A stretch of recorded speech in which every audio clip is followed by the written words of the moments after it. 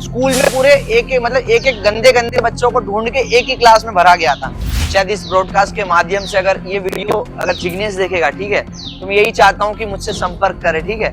तो उसके बाद से मेरे को ना 1.5 महीने बाद से ना सीने में दर्द चालू हो गया। ये तो मुल्ला है, ये तो चमार है, ये तो जाटो। मैं आज कहता हूँ भाई, तुम मुझे कुछ भी बोल लो, मैं तो यही बोलूंगा इस ब्रॉडकास्ट में, ये ब्रॉडकास्ट अगर तुम तक पहुंचे ना सर, थोड़ी शर्म कर लेना।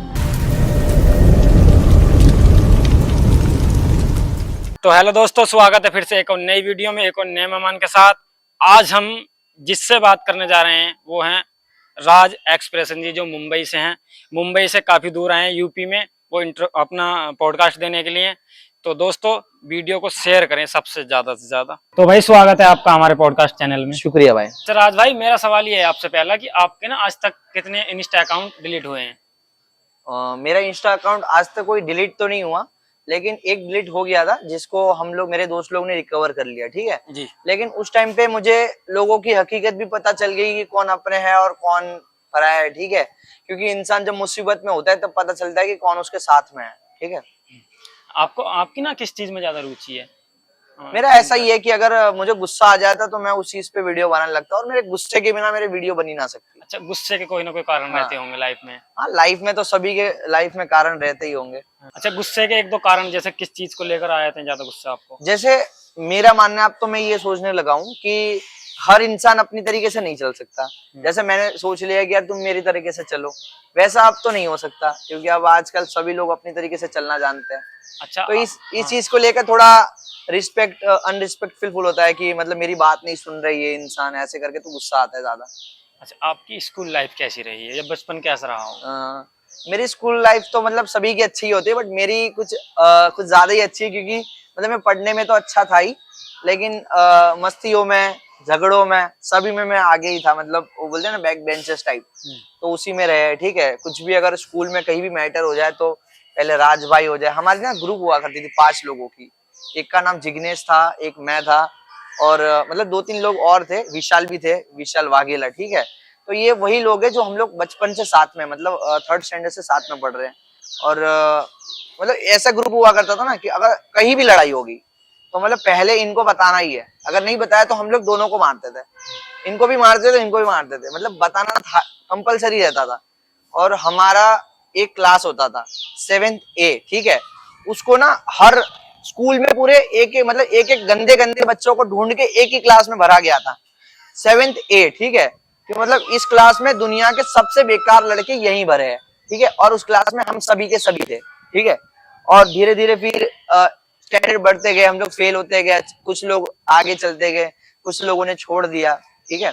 शायद इस ब्रॉडकास्ट के माध्यम से अगर ये वीडियो अगर जिग्नेश देखेगा, ठीक है, तो मैं यही चाहता हूँ कि मुझसे संपर्क करे, ठीक है। क्योंकि मतलब वो मेरा बहुत अच्छा दोस्त है, लेकिन मैं उससे कभी मिल नहीं पाया।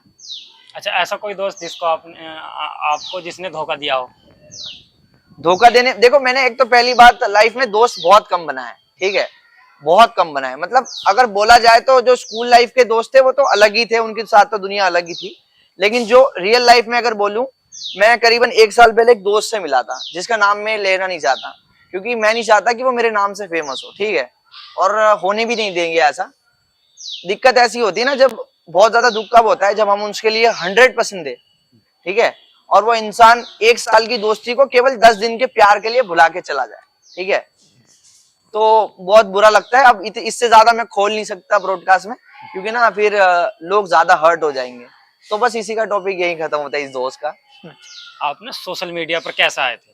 सोशल मीडिया पे मेरे आने का सफर आप जानोगे, मतलब सब लोग जानना चाहते हैं, ठीक है। तो मेरा सफर एक ही मतलब मैं कभी चाहता ही नहीं था कि मैं टिकटॉक के बाद फिर कभी वीडियो बनाऊं। फिर ना एक दिन आपको पता होगा भी, कोरोना की वैक्सीन लगी थी, ठीक है। तो उसके बाद से मेरे को ना 1.5 महीने बाद से ना सीने में दर्द चालू हो गया, और आई फील कि मैं मरने वाला हूँ, ठीक है। और मरने का डर, अगर किसी को पता चल जाए कि कोई मरने वाला है तो उसको डर लगा रहता है कि वो मर जाएगा करके, ठीक है। तो वही उस प्रकार का डर मुझे भी था। तो धीरे धीरे क्या हुआ, मैंने टीवी में देखना चालू किया, क्यों होते हार्ट अटैक, मैंने सारी चीजें देखी, तो मेरे को और डर बैठ गया मन में। और मैं ना मतलब सोते सोते भी यही सोच रहा हूँ कि मैं कब मर जाऊंगा, ठीक है। तो यही डर बैठा रहा, कुछ दिनों तक बैठा रहा। उसके बाद में मैंने देखी, डॉक्टर सलाह देते हैं कि कोई तेल वाला मत खाओ, ये मत खाओ, चिकन मत खाओ, ठीक है। तो मैंने उस प्रकार से खाना चालू किया, ठीक है। तो एक दिन मेरी मम्मी ने क्या किया, चिकन बनाया था, और मैं खा रहा था मग। मग होता है ना एकदम, जिसमें तेल भी नहीं है, कुछ नहीं है, ठीक है, वो मग खा रहा था। और मम्मी मेरी देख रही है ऐसे सामने, तो मैं देख रहा हूँ, मम्मी हंसते हुए बोल रही है एक काम कर, ये चिकन खा ले और चिकन खा के मर, ठीक है, क्योंकि मैं चाहती हूँ कि तू मरे भी तो तू खा के मरे, खा के ऐसी चीजें खा के मर मत, ठीक है, मुझे अफसोस रह जाएगा। तो मतलब ये चीज को देख के मुझे लगा कि चलो यार भाई, खाने के लिए भी तो मम्मी ने बोल दिया। उसके बाद धीरे धीरे मैंने कोशिश करी, चलो मरना तो एक दिन है ही, अपन चलते इंस्टाग्राम पे कुछ अच्छे वीडियोस बनाते हैं, लोगों को जागरूक कर। मैंने कभी भी नहीं सोचा था कि मैं किसी समाज के लिए वीडियो बनाऊंगा, या फिर मैं किसी धर्म, जाति या फिर पॉलिटिक्स पे वीडियो बनाऊंगा। मेरी शुरुआत की वीडियो देखोगे ना, प्यार मोहब्बत शायरी पे चल रही थी। फिर एक दिन ऐसा हुआ कि मतलब मेरे फॉलोअर्स काफी कम थे, यानी 3,000 या 3,000 फॉलोअर्स थे। और मैंने एक वीडियो डाली जिसमें मुझे बिल्कुल भी नहीं पता, सच बताऊं तो मैं बाबा साहब को पहले बिल्कुल भी नहीं जानता था, ठीक है, क्योंकि हमारे कास्ट में और किसी भी कास्ट में मतलब बाबा साहब को पढ़ने तो दिया जाता नहीं है। पहली बात, उनको बोला जाता है कि ये छोटी जाति के, तो इन्हें मत पढ़ो, ठीक है। तो मैंने बाबा साहब के बारे में उस टाइम कुछ भी नहीं पढ़ा था। तो एक वीडियो बहुत ज्यादा चल रही थी, और सच बताऊं तो मैंने चलने के लिए वीडियो बनाई थी, ठीक है। तो उस टाइम मैंने बना दी कि किसी को, एक मिनट, उस टाइम मैंने चलने में बना दी वीडियो कि वो वीडियो थी ना कुछ कि बाबा साहब के पास में 32 डिग्रियां थी, और आजकल अनपढ़ लोग उसमें कमियां निकाल रहे हैं, ठीक है। तो वो वीडियो मेरी अच्छी चल गई थी, आई थिंक मेरे 8 लाख व्यूज आ गए थे उसमें, और मेरी वीडियो चली थी 3 मिलियन चली थी उसके पहले भी। लेकिन इसमें मेरे 80% या 60% इसमें अब बहुजन आ गए। जैसे अगर आपकी कोई वीडियो मुस्लिम की वायरल होती है ना, तो आपके मुस्लिम कम्युनिटी लोग आप में जुड़ जाएंगे, ठीक है। और वैसे ही हुआ, इसमें बहुजन लोग बहुत ज्यादा आ गए, ठीक है। तो मैंने सोचा यार, ये इंसान आखिर कौन है, ठीक है, ये इंसान आखिर कौन है। तो मैंने एक वीडियो और बनाई कि बाबा साहब को भगवान माना जाता है, ये वो करके। तो वो वीडियो भी अच्छी चली। तो मैंने सोचा यार ये इंसान है कौन। तो मैंने फिर उनके बारे में पढ़ा थोड़ा बहुत। उसके बाद में मतलब एक लड़की से मतलब मेरी बातचीत हुई, ठीक है, उनका नाम तो मैं नहीं लूंगा ब्रॉडकास्ट पे, लेकिन उन्होंने मेरे को बोला कि राज भाई आप ना मतलब हिंदू कोड बिल के बारे में पढ़ो, ठीक है। तो मैंने हिंदू कोड बिल के बारे में पढ़ा। मेरे को पता चला कि कितने हक और अधिकार बाबा साहब ने महिलाओं को दिलाया, और सभी जाति धर्म के लिए बाबा साहब ने काम किया। ऐसा नहीं है कि किसी एक जाति के लिए किया, लेकिन आज बाबा साहब को कुछ लोगों की वजह से केवल ना एक ही जाति में सीमित करके रख दिया गया है। ये बहुत गलत बात है। फिर मैंने थोड़ा थोड़ा पढ़ते गया उनके बाबा साहब के बारे में कि क्या हो रहा है क्या नहीं। मतलब देखो, आजकल अगर आप कुछ भी सर्च करोगे ना, आपको मिल जाएगा, कुछ भी सर्च करोगे मिल जाएगा, ठीक है। तो धीरे धीरे करके मैं बाबा साहब की वीडियो बनाने लगा। उसके बाद में मेरे को पता चला कि आजकल पॉलिटिक्स में भी बहुत ज्यादा गालियां दे रहे, वो दे रहे। तो वैसे करके मेरा यहाँ तक का सफर रहा, इंस्टाग्राम तक का, ठीक है। और आज मुझे बहुजन समाज के अंदर एक अच्छा मतलब अहम रोल मिला है कि राज भाई हमारे बहुजन समाज के लिए काम करते। तो ऐसा था ना कि अगर कोई इंसान सच्चाई के लिए आवाज उठा रहा है, ठीक है, तो उसको बिना कुछ सोचे समझे लोग बोल देते हैं ये तो मुल्ला है, ये तो चमार है, ये तो जाटो। मैं आज कहता हूँ भाई तुम मुझे कुछ भी बोल लो, तुम्हारे बोलने से मैं कुछ नहीं होने वाला, ठीक है। मुझे पता है कि भाई मैं इंसान हूँ सबसे पहले, ठीक है, मैं इंसानियत पे भरोसा रखता हूँ, ठीक है, और मैं इंसान ही हूँ। आप लोग मेरा हाथ काट के देख लो, आप लोग को इंसान ही मिलेगा, खून ही मिलेगा, ठीक है। तो वही बात हो गई, आप इंसान को किसी और जातियों में बांट रहे हो, ठीक है, तो ये गलत बात है। अच्छा नवनीत भाई, आप ना मुंबई रहते हैं, हाँ। जैसे कि जाना माना शहर है, तुम्हें पता क्या। मुंबई से आप ना गांव की तरफ जब अपनी नजरें गड़ाते हैं, तो अत्याचार मुंबई में ज्यादा देखते हैं या फिर गाँव में ज्यादा देखते हैं? देखो एक बात होती है भाई कि अत्याचार के बारे में बोलूं तो अगर आप अपर कास्ट के हो तो आपको जातिवाद नहीं दिखेगा, आपको अत्याचार नहीं दिखेंगे, क्योंकि आपके आसपास ऐसा एनवायरनमेंट होगा जहां आपको अत्याचार दिखेंगे ही नहीं, ठीक है। अगर आप पिछड़ी जाति से हो, आप दलित जाति से हो, आप SC ST हो, ठीक है, कोई भी हो, तो आपको दिखेंगे, क्योंकि सबको पता है ये लोग कुछ नहीं कर पाएंगे, क्योंकि ये लोग बहुत समय से इनसे रिसोर्सेज छीन लिए गए हैं, ठीक है। उनको ऐसा लगता है, कुछ लोग तो ये बोल देते हैं ये इनके लिए कैपेबल नहीं है, लेकिन भाई इनसे रिसोर्सेज छीन लिए गए हैं, ठीक है। तो अगर आप किसी के पास में रिसोर्सेज छीन लोगे, उसके बाद में आप बोलोगे कि ये इंसान तो कुछ नहीं कर सकता, आप अपने आसपास देखोगे ना भाई, आप जो झाड़ू मारने वाले होंगे ना, वो आपको कोई सिंघानिया सिंह नहीं मिलेंगे, ठीक है। आपको सारे वो मिलेंगे जो कि SC ST या OBC तक आते होंगे, ठीक है। कोई भी अपर कास्ट का आपको किसी भी मतलब ऐसी क्षेत्र में या फिर ऐसी जगहों पे सफाई करते हुए नहीं दिखेगा, ठीक है। तो ये सबसे यही चीज है, जातिवाद मेन यहाँ से जातिवाद शुरू होता है, ठीक है। ऐसा ऐसा क्यों है राज भाई कि SC के ही लोग मतलब इन कामों में रुचि रखते हैं, या फिर वो अपने लेवल अप नहीं करना चाहते, उनका क्या कारण है? देखो सबसे बड़ी बात यही है कि शिक्षित जितने लोग होंगे उतनी ये चीजें कम हो जाएगी, ठीक है। मेरा मानना है कि अगर आज की तारीख में जातिवाद कम करना है, अगर जातिवाद को एकदम खत्म करना है तो सबसे पहली बात है अपने हर बच्चों को पढ़ाओ, ठीक है। पढ़ाना इसलिए जरूरी है क्योंकि अगर बच्चे पढ़ जाएंगे तो वो इतना तो समझ जाएंगे कि भाई हम नीचे कैसे हैं। वो सवाल करेंगे सामने वाले से, और सामने वाले के पास में कोई भी जवाब नहीं होगा, वो तो 100% लिख के ले लो। जब हम बाहर को देख के जब अपने घर में ही आते हैं ना, तब घर में ऐसी चीजें मिलती है। जैसे मैं सवाल करता हूँ अपने घर में कि यार कोई नीचे और कैसे ऊपर कैसे हो सकता है, ठीक है। तो उनका जवाब, उनसे सही जवाब नहीं मिल पाता, एक्चुअल जो होना चाहिए सवाल वो नहीं मिल पाता, ठीक है।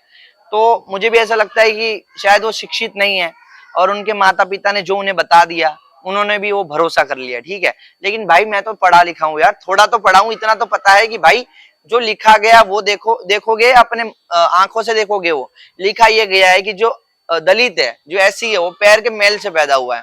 अब लिखा ये गया है, मैं लिखा हुआ क्यों मानूं? जब मैं हॉस्पिटल में सामने देख रहा हूँ कि ये बच्चे पेट से ही पैदा हो रहे हैं भाई, मैं क्यों मानूं ऐसी चीज? समझ रहे हो भाई? आप अपने मतलब परिवार का संघर्ष या आपके माता पिता का संघर्ष हमारी ऑडियंस को विस्तार में बताएं। मेरे माँ बाप का संघर्ष तो मतलब इतना अंदर तक तो नहीं पता। जो आपने देखा है अपने हाँ, लाइफ में। बस मेरे मेरे मम्मी पापा का संघर्ष ये है कि मेरे मेरे पापा है ना, जो उन्होंने बहुत टाइम तक सिक्योरिटी जॉब करी, मतलब जो गार्ड होते हैं, वॉचमैन होते हैं, उनकी जॉब करी, और अभी भी वो वॉचमैन का ही जॉब करते हैं। मेरे पापा ऐसे इंसान है ना कि अगर मैं बहुत करोड़पति भी बन गया ना तो उनको मेरा 1 रुपया भी हजम नहीं है, क्योंकि वो इंसान ऐसे इंसान है जिनके अगर हाथ पे चल रहे ना तो वो अपने पापा से भी पैसे ना ले, ठीक है। मतलब इतने मतलब बहुत ईमानदार इंसान है मेरे पापा, ठीक है।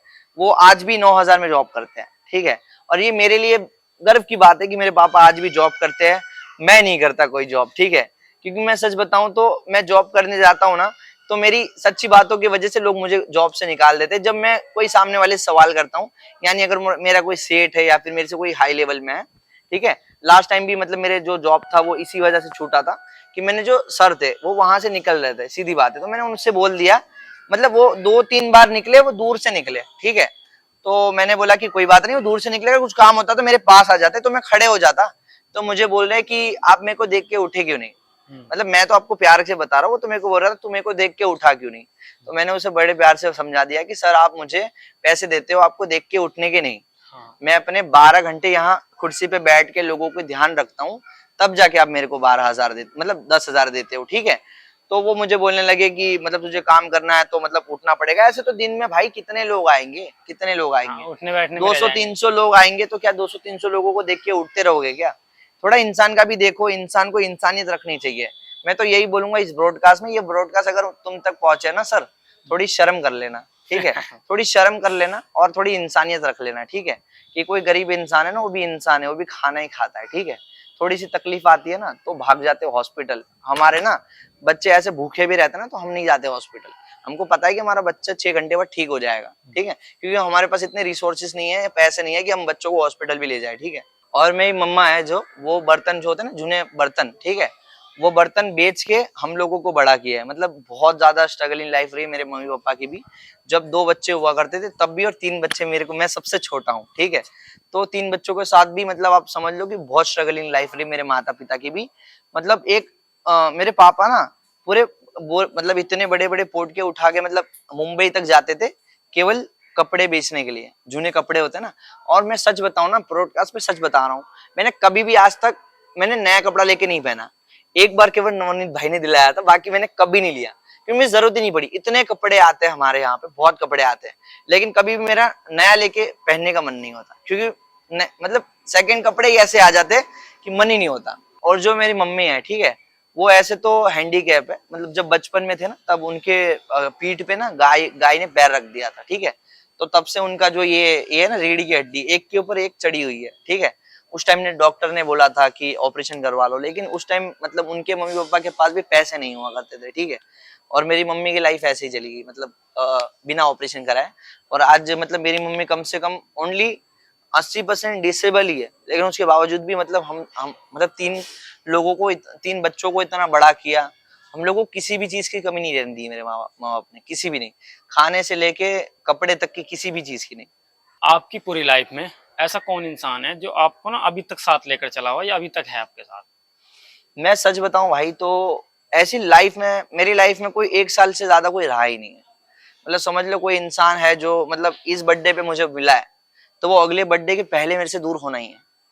क्योंकि ऐसी बात होती है, हम अगर मैं आपको दोस्त मानता हूँ, ठीक है, तो आपकी हर अच्छी बुरी आदतों को मैं अपनाऊंगा, ठीक है, और मैं आपको बोलूंगा कि आपके लिए क्या सही है और क्या गलत है, ठीक है। और अगर आप मेरी बात नहीं सुनोगे तो भाई आपको क्या फायदा है मेरे साथ रह के, ठीक है। इसीलिए इसी वजह से सच के कारण अपने दोस्त भी अपने साथ रहते नहीं है कि अगर हम किसी को बोल दे भाई ये तेरे लिए सही नहीं है, ठीक है, तो उसे सुन लेना चाहिए। और जो नहीं सुनते वो हमारे साथ रह के करेंगे भी क्या, बताओ। अच्छा, मेरा ना एक अहम सवाल है इस हाँ पॉडकास्ट का। जैसे कहते हैं कि हंसने के लिए ना, जीने के लिए पैसा चाहिए, हाँ, हंसने के लिए इंसान को क्या चाहिए? हंसने के लिए क्या चाहिए? हाँ। हंसने के लिए मैं तो सच बताऊं, हंसने के लिए कुछ नहीं चाहिए, ठीक है। हंसने के लिए मैं अगर बोलो हंसने के लिए पहली बात कुछ भी नहीं चाहिए। हंसने के लिए केवल एक लोग चाहिए आपको कंपनी देने के लिए, बस वो आपके साथ हंसता रहे। हंसने के लिए कुछ नहीं चाहिए, सच बता रहा हूँ। हंसने के लिए एक लोग चाहिए जो आपको कंपनी देता रहे, बस आपके साथ हंसता रहे और आप हंसते रहो उसके साथ, ठीक है। सच बता रहा हूँ मैं, और ये लाइफ हम लोग खुद करते भी है। कभी कुछ रीजन के बिना भी हम लोग हंसते रहते, तो यही बात होती है। और खुश रहने के लिए तो सबसे पहली बात है खुद को समझना चाहिए कि हम क्या चाहते हैं, ठीक है। और एक और अहम चीज जो मैं सभी को बोलना चाहता हूँ, ठीक है, कि जरूरी नहीं है कि हर इंसान आपकी तरीके से जिया जाए, ठीक है। कुछ कुछ चीजें होती है ना, हमें ये भी सोचनी चाहिए कि चलो यार हम उनकी तरीके से जी लिया जाए। जैसे कि अभी अगर कोई अपना पार्टनर है, ठीक है, या फिर लव लाइफ में है, तो कोई ये बोलता है कि यार तू ये चीज मत करा कर, ठीक है, या फिर तो ये चीज भले तुम मत सुनो, ठीक है, लेकिन ये भी तो समझो कि अगर तुम उसकी जगह पे होते तो क्या। एक सिक्का होता है ना, उसके दो पहलू होते हैं। सबसे पहली बात है दो पहलू होते हैं, तो दोनों पहलू देखने चाहिए कि अगर मैं उसकी जगह पे होता तो तुम क्या फील करते, मैं होता तो मैं क्या फील करता, ऐसे।